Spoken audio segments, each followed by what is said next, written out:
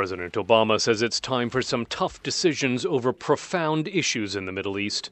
It's my belief that ultimately it is still possible to create two states, a Jewish state of Israel and a state of Palestine, in which people are living side by side in peace and security.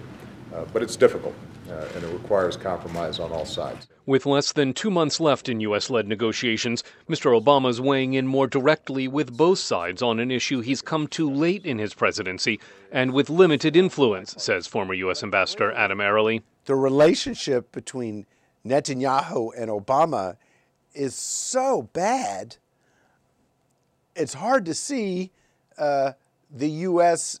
having the influence with the Israelis that we need.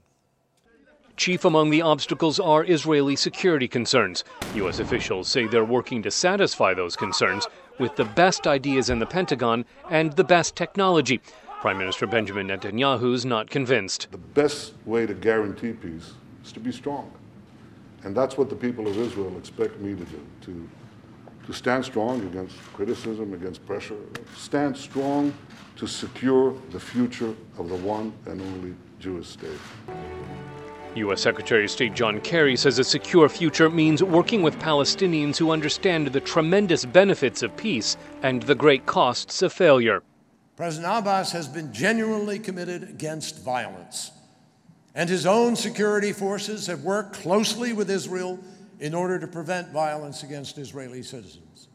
It's a familiar problem for Washington, says American University professor Mann Leverett. As former Secretary of State Kissinger used to say, the Israelis are they're either so strong they don't feel any urgency, or they're so weak they're too scared to make concessions.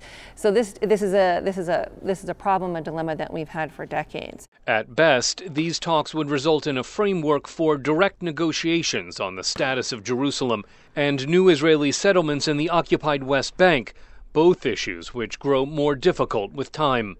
For both Palestinians and Israelis, the longer there isn't a settlement, the longer people are in Gaza, in the camps, in the West Bank, the longer those people are without a country, without a state, without a future, without hope, the greater the chance of violence. President Obama follows up with a White House meeting later this month with President Abbas as Prime Minister Netanyahu calls on Palestinians to join an accord that he says could catapult the region forward on energy and education.